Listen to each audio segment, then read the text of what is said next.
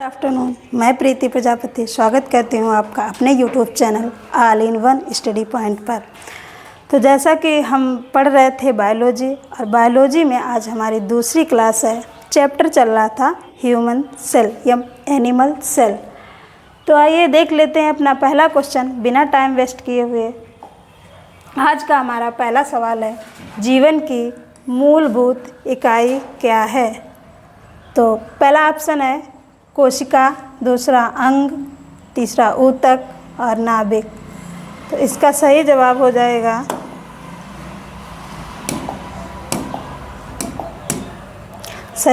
जाएगा कोशिका।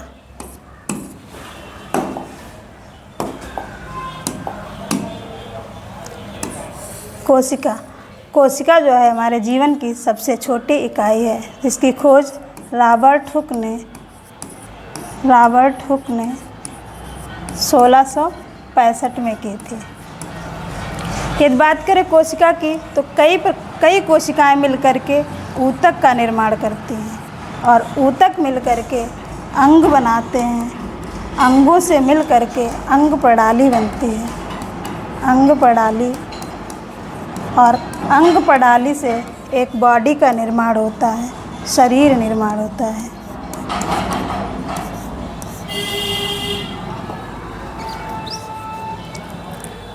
अंग प्रणाली मिलकर के शरीर बनाते हैं। तो कोशिका के अध्ययन को बात करें, कोशिका के अध्ययन को, तो अध्ययन को साइटोलॉजी कहते हैं। कोशिका के अध्ययन को साइटोलॉजी कहते हैं, साइटोलॉजी कहते हैं। तो जीवन की मूलभूत इकाई कोशिका, खोज किसने की? रॉबर्ट हुक ने। और कई कोशिकाएं मिलकर के ऊतक, और ऊतक मिलकर के अंग, अंग मिलकर के अंग प्रणाली, तथा अंग प्रणाली से एक शरीर का निर्माण होता है। तो चलिए अगला क्वेश्चन देख लेते हैं। क्वेश्चन नंबर 2 है, निम्नलिखित में से कौन सा एक कोशिका में अधिक मात्रा में पाया जाने वाला अणु है? जल, कार्बोहाइड्रेट, शैवाल, प्रोटीन। यदि बात करें कोशिका की, तो कोशिका में सबसे ज़्यादा जल पाया जाता है। कितना? 80%, लगभग 80% जल कोशिका में पाया जाता है। कार्बोहाइड्रेट की बात करें, तो ये लगभग 1% कार्बोहाइड्रेट पाया जाता है, और प्रोटीन 15% पाया जाता है। इस तरीके से कोशिका में जो सबसे ज़्यादा मात्रा है वो जल की होती है। तो नेक्स्ट क्वेश्चन नंबर 3 है, निम्नलिखित में से किस कोशिकांग को कोशिका का प्रोटीन कारखाना कहा जाता है? हरित लवक, लाइसोसोम, माइटोकॉन्ड्रिया, राइबोसोम। तो कोशिका का प्रोटीन कारखाना राइबोसोम को कहा जाता है, क्योंकि यहाँ प्रोटीन का निर्माण होता है। यदि बात करें राइबोसोम की खोज की, तो एक पैलाडे नामक वैज्ञानिक ने राइबोसोम की खोज की थी। और यदि बात करें राइबोसोम की, तो यह आरएनए और प्रोटीन के बने होते हैं। हरित लवक की बात कर लेते हैं, तो यह पादप कोशिका में पाए जाते हैं। माइटोकॉन्ड्रिया की बात करें, तो इसे कोशिका का पावर हाउस कहा जाता है। कोशिका का पावर हाउस कहा जाता है। इस तरीके से आप देख पा रहे होंगे कि एक क्वेश्चन से कई क्वेश्चन क्लियर हो रहे हैं। इसी तरीके से वीडियो देखने के लिए हमारे चैनल को सब्सक्राइब करें और वीडियो लाइक करना ना भूलें। बढ़ते हैं नेक्स्ट क्वेश्चन की ओर। नेक्स्ट क्वेश्चन है, राइबोसोम बनाते हैं, मतलब राइबोसोम किसका निर्माण करते हैं? वसा का, लिपिड का, या प्रोटीन का, या फिर स्टार्च का? तो क्वेश्चन नंबर 4 का सही जवाब हो जाएगा प्रोटीन का। जो राइबोसोम है वो प्रोटीन का निर्माण करते हैं। नेक्स्ट क्वेश्चन की तरफ बढ़ते हैं। नेक्स्ट क्वेश्चन है हमारा, निम्न में से कौन सी झिल्ली संयोजित थैली पाचक एंजाइमों से भरी होती है? ऑप्शन है गाल्जी काय, माइटोकॉन्ड्रिया, लाइसोसोम या रसदानी। तो क्वेश्चन नंबर 5 का सही जवाब हो जाएगा लाइसोसोम। लाइसोसोम में कुछ पाचक एंजाइम पाए जाते हैं जिनको हाइड्रोलिटिक एंजाइम बोलते हैं। हाइड्रोलिटिक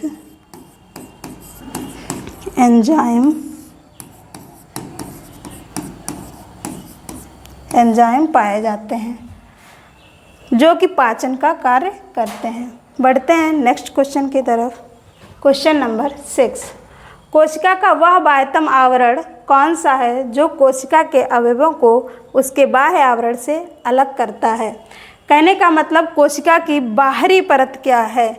तो बात कर लेते हैं ऑप्शन की, प्लाज्मा झिल्ली, कोशिकांग, स्नायु कोशिका, चिकनी पेशी कोशिका। जो कोशिका होती है, कोशिका के बाह्य आवरण को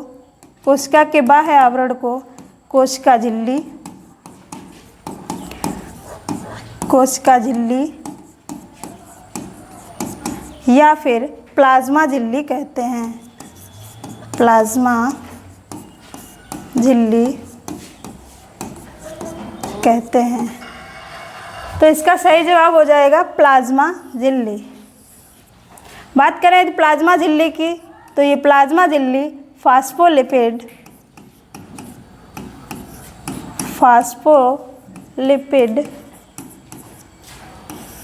और प्रोटीन की बनी होती है। बढ़ते हैं नेक्स्ट क्वेश्चन की तरफ। क्वेश्चन नंबर 7, डेड डैश खाली स्थान है को कोशिका के पावर हाउस के रूप में जाना जाता है। किस को कोशिका के पावर हाउस के रूप में जाना जाता है? ऑप्शन है कोशिका द्रव्य, माइटोकॉन्ड्रिया, केंद्रक, अंतःप्रद्रव्य जालिका। तो कोशिका का पावर हाउस माइटोकॉन्ड्रिया को कहते हैं। ऑप्शन बी सही हो जाएगा। यदि बात करें केंद्रक की तो इसकी खोज रॉबर्ट ब्राउन ने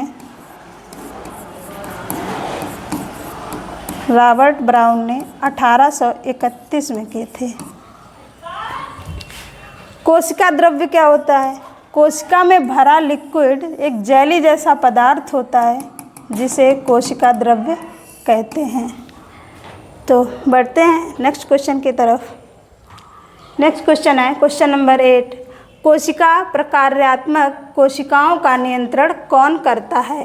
कहने का मतलब कोशिका में जो क्रिया होती हैं, क्रियात्मक या फंक्शनल क्रियाओं को नियंत्रित कौन करता है? तो ऑप्शन है जीव द्रव्य, केंद्रिका, सूत्रकणिका या केंद्रक। इसका सही जवाब हो जाएगा केंद्रक, क्योंकि केंद्रक को कोशिका का मस्तिष्क भी कहा जाता है। कोशिका का मस्तिष्क भी कहा जाता है। तो जो केंद्रक है वो कोशिका में होने वाली सभी क्रियाओं को नियंत्रित करता है।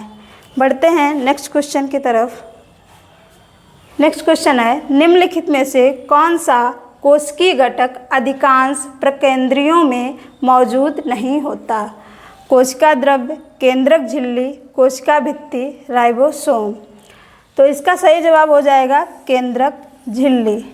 जो प्रोकैरियोटिक कोशिकाएं होती हैं इनको प्रोकैरियोटिक कोशिकाएं कहते हैं।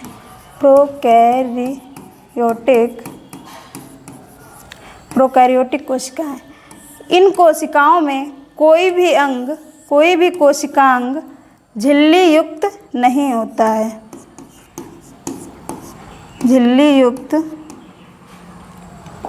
कोई भी कोशिकांग झिल्ली युक्त नहीं होता है। प्रोकैरियोटिक कोशिकाओं में कोई भी कोशिकांग झिल्ली युक्त नहीं होता है। तो इसका सही जवाब हो जाएगा केंद्रक झिल्ली। नेक्स्ट नेक्स्ट क्वेश्चन है, निम्नलिखित में से कौन से कोशिकांग केवल पादप में पाए जाते हैं? ऑप्शन है माइटोकॉन्ड्रिया, लाइसोसोम, रसधानी या फिर लवक। तो इसका सही जवाब हो जाएगा लवक। लवक जो है ये पादप कोशिका में पाए जाते हैं, पादप कोशिका में पाए जाते हैं। यदि बात करें लवक की, तो पादप कोशिका में लवक किसके बने होते हैं? पादप कोशिका की, तो इसमें कोशिका भित्ति पाई जाती है, कोशिका भित्ति पाई जाती है। वो भी किसकी बनी होती है? सेलुलोज की, सेलुलोज की बनी होती है। ये हमारा आज का लास्ट क्वेश्चन था। तो ऐसे ही वीडियो देखने के लिए हमारे चैनल को सब्सक्राइब करें और वीडियो को लाइक करें। धन्यवाद।